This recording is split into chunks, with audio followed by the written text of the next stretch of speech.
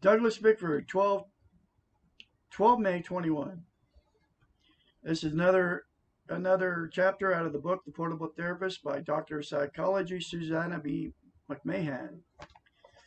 Uh, but the reason Douglas Bickford is here on YouTube teaching self-esteem because nobody teaches how to attain self-esteem and how to get it, self-love. Okay.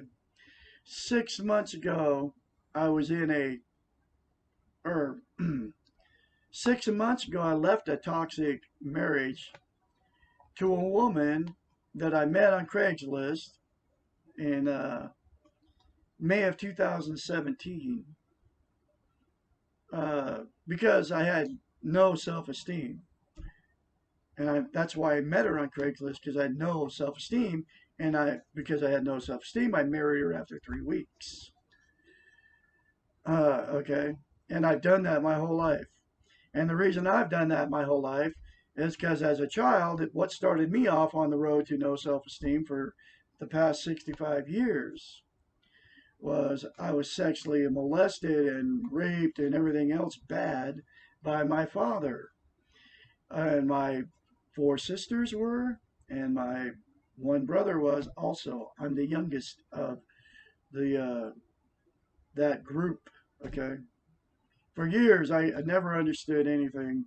I never understood why we couldn't have a relationship. Couldn't have a relationship with any of my brothers, or my brother, or my 4 sisters, and I could never understand why. And it's because we were destroyed.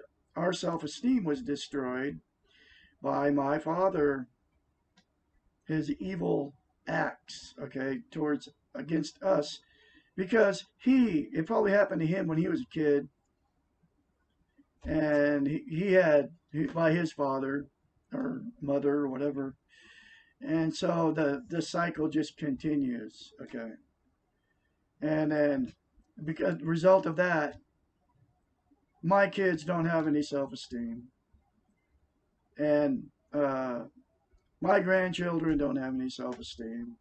My brother's kid, he had one. She don't have any probably, or maybe she does. I have no idea. I don't even know who she even is. I've never even met her. Okay, maybe when she was a baby, that was it. I have no idea.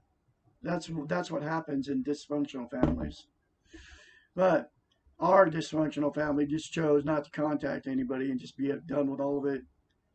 But then the dysfunctional families that don't have any self-esteem, like the one I just got out of, right? They uh, they all pretend like they love each other, and the dysfunction just gets swept under the rug. All the sex abuse, all the physical, emotional abuse to all the kids, all those years, just gets all swept under the rug, and they turn around and do it to their children, grandchildren. The same thing. Everything gets swept under the rug because it never gets talked about. All the sex. Sex abuse is huge. Uh, Fathers molesting daughters is like, especially the people in the 80s. I mean, that are in their 80s. A lot of that went on. It was all swept under the rug, right? And it just like that's what I came out of. My wife was sexually molested, but she would never admit any of it. A little tiny bit of it, okay, came out, every once in a while. One of them was her mother made her eat raw liver, okay. I mean, forced her to sit at the table and eat raw liver until she threw up, okay. But forced her to eat it, and when she was like 7 years old. That's abuse, okay. And she told me that story. I said, that's abuse. Are you kidding me that your mother did that to you? And then the other thing her mother did to her that was all swept under the rug and that my wife thought it was all normal. Oh, her mother burned her with a cigarette when she was a baby, changing her diaper. And oh, that was all funny, right? Because her mother never, it never probably burnt her on purpose. Okay, as a baby, and that was like, and then my wife would laugh about, oh yeah, my mom quit smoking because of it. That's what the story was, right? But there were some deep dark sex secrets, and then the one her dad did that I knew about was he would go in the shower when they were teenage girls and go in the shower and look at them while they're taking a shower. And he would use the excuse, dump cold water on them. Oh, and it was a big joke, right? It was all fun. I said, you know what? That's not normal, Cassandra. That's what her name was. Oh, she got all mad at me because I accused her father of oogling and gnawing at her body naked. I'm a father. I have a daughter, a teenage daughter. I would never even have dreamed of going in and looking at my. In fact, it's a nightmare for me to even think about it. Right? See my daughter naked. No, he did it. He wasn't there for their whole childhood. He was gone off in the military. No, he was perverted. He probably sexually molested them, the girls, because he had. I mean, you if you're a dad, you can go in and look at naked at your teenage daughters, and they're your blood. You got something twisted in the head, okay? And so that's all the big secrets. And she even told me there were secrets that she would never ever tell me, okay? But she had a friend, Kathy, that she had confided in with all these deep, dark secrets. And then that was a big fight between, it was a weird relationship between those two. They had a secret they were hiding. Because she had told me that her friend Kathy had a deep, dark secret, and she wouldn't tell me what it was. Okay. So she was holding Kathy's secret. Kathy was holding her secrets. And Kathy would use it against Cassandra. I mean, by controlling and manipulating her, the secret that she kept. Because it was like a weird feeling I would get when Kathy would come over there. Like Kathy had power and control over Cassandra because she was holding the secret from me about what had happened to Cassandra. And I could feel all this stuff. I mean, it's like, it was a bizarro thing. Anyway, that's why I'm not there anymore. And the God got me out of that so I could be, and I've let go and love and all against, because I've learned that you have to let go of all that in love. And to her right now, I'm saying to her, if she ever watched this video, I'm letting go in love because it had to happen that way. And she'll never see that video because she's in denial about all of her past sex abuse, and that's why she is the way she is. She'll be relationship jumping forever. She'll never have to have I've been free and clear of having a relationship because I got self-esteem, self-love by the one simple concept in this book, which is look yourself in the mirror and say, I love you. That's it. Now, this is the chapter 19 from the book, Portable Therapist by Susanna McMahon. What is the answer? This question has two possible answers and two different ways to behave. Depending on your answer to the question, how do I feel about myself right now? Answer 1, I feel good about myself. I like what I did or thought or said, and I'm doing the best I can. Behavior 1, reward yourself. Pat yourself on the back, smile at yourself in the mirror, and say I love you. Buy yourself a treat, like go out to breakfast or anything small like that. Say something nice to yourself. Say I did well. Answer 2, I feel bad. I don't like what I did, said, or thought.